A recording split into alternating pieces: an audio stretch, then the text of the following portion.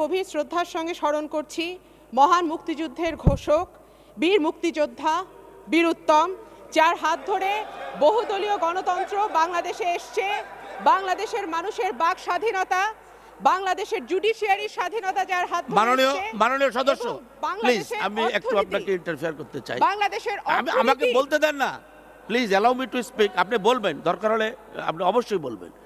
আমি আপনাকে বিনয়ের সঙ্গে অনুরোধ করব যে আপনি এমন কোনো কথা বলবেন না যেটাতে অপরপক্ষ উত্তেজিত হবে এবং সংসদ পরিচালনার ব্যত্যয় ঘটবে। আমি চাই এই সংসদটা প্রাণবন্ত হোক।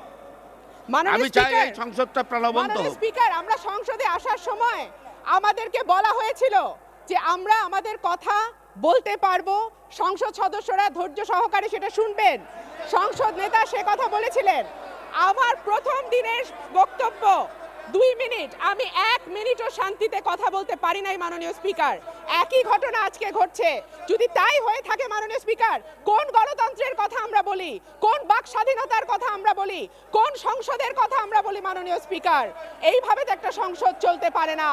আমি আমার দলের কথা বলবো, তারা তাদের দলের কথা বলবে, কিন্তু আমি উঠে দাঁড়ানোর সঙ্গে সঙ্গেই পুরো সংসদ যদি